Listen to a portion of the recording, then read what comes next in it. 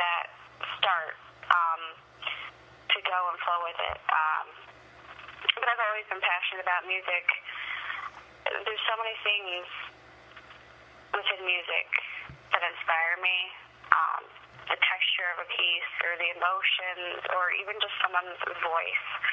And I found the more and more I would listen to music, like Beethoven even, the harmonies, the melody, it was all intriguing to me. I wanted to know how it came about, and I think that's what fueled most of my inspiration and passion for music. It's a lot of different things, and like you were saying earlier, it can be life, it can be the music you listen to, whatever it is, it sparks it, and there it is.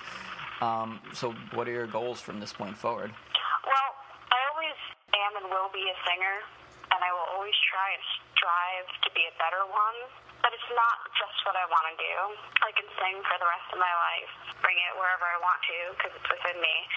But I want to do something a little more positive with it. And I also have a passion for children.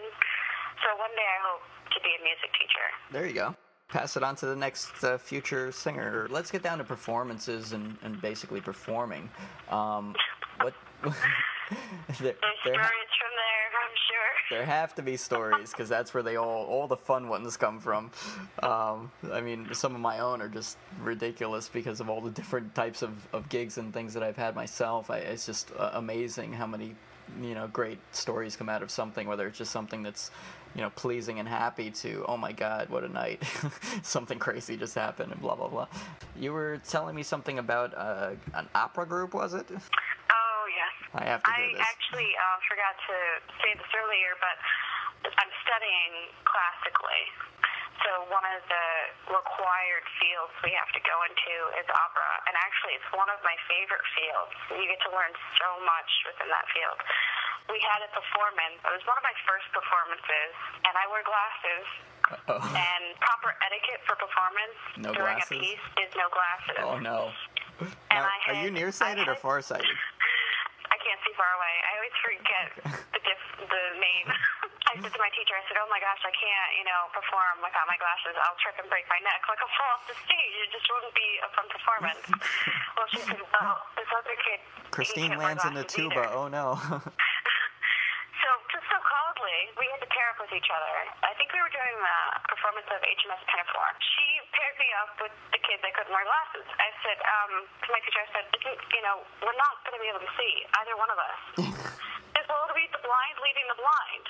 So the performance came, and we're performing, and we're doing a dance little duo there. It's a bunch of us, but the two of us, the blind leading the blind. At one point, he has to grab my hand as I'm getting up off the stage. Well, I completely miss, and I fall on my butt. And as I fall, I let out the bass ooh sound. Totally didn't go with the music, and I saw a few of the people in the front row kind of just stare at me and make sure I was all right. I was mortified, but afterwards it was funny.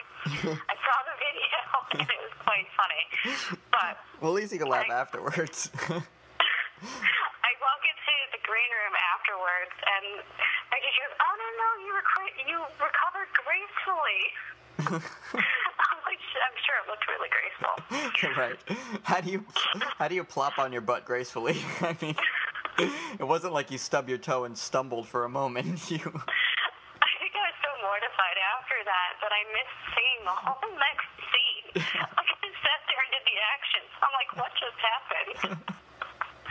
You jinxed yourself. You were just, that was it. You were out of your zone for a moment. There's other performances where, I've done the same thing just because I couldn't wear my glasses. Like, we were doing, I think it was another scene in that show where there's a treasure chest on the stage. Well, I couldn't see it. It was dark. I tripped over it. Like, the importance of, you have to be able to see or have someone guide you. Christine, I have to ask you the question that pretty much everybody would probably be asking you right now, which is, do you own contact lenses? I do not. I have an eye condition that prohibits me to wear them right now. Right. So, yeah, that would put a damper on it, and thus you're basically going out blind. That's just so useful for the performing atmosphere. Well, if nothing else, you could use that for a theme. Come out tonight and see Christine fall on somebody. And, Well, the benefit of being blind was we always did this show during the fall, and it's one of the best shows, All the Night Visitors. I always had the same character every year. I was the blind old lady. Perfect. did very well because I really couldn't see. I mean, I really wasn't acting. I couldn't see. And people were like, oh, you do that so well. Oh my gosh, she's so authentic. It almost looks like she is in fact squinting into space. Well, she is. She can't see the actress in front of her. We had to, at the end, run upstairs and then run all the way back down for curtain call. That was a nightmare. Oh, jeez. Not wearing glasses. Glasses and stairs, no. No. And no shoes. And no shoes, Because even it was better. during the time. So you can't see if there's a tack on the steps. That's fantastic. Yeah, it's funny because that reminded me of just as you started the story and mentioned the blind leading the blind. I was like, it just popped into my image. The image in my head. What was the movie? It was See No Evil, Hear No Evil. It was an older movie with Richard Pryor and Gene Wilder. And Richard Pryor is completely blind, but he's in denial through the whole movie. He's, I'm fine. I could, doesn't want to be treated like he's blind.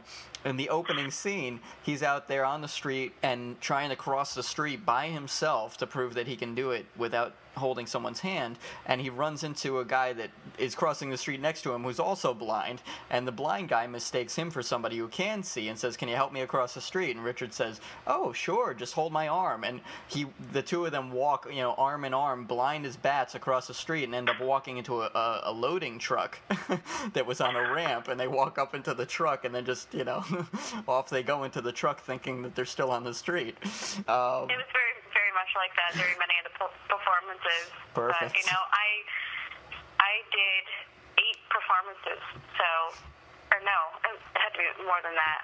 I've lost count. Yeah. I did several performances. I even did one, I did opera just one semester, just opera. And that was one of my best semesters, actually. And it was definitely another aspect of my musicianship to get to know the acting field and operatic field. I've got your video here. Tell us about the video that we're about to see. The video is of a song titled Perfect Place. Basically, it's about me kind of changing into a different part of my life. The past was kind of a scary past that I had to get through, and now that I'm where I'm at, it's so-called a perfect place to be, especially now that I have my fiancé.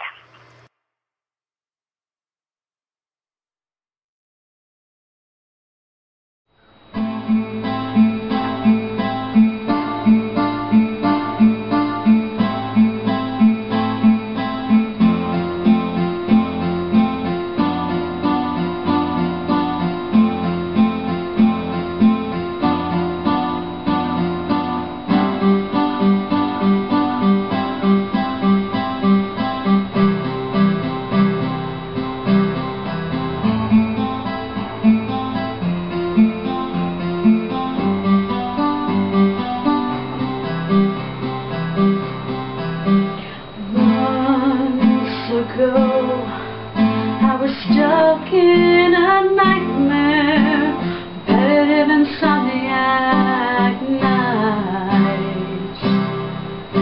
I filled with terrorized fright, tears stream from my face. It was then I realized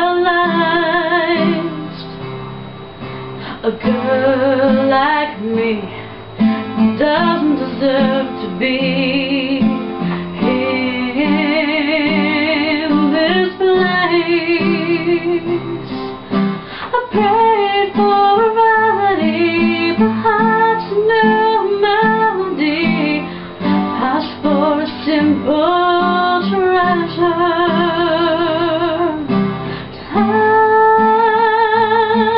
A godly man in my life. Patience was key, and as my heart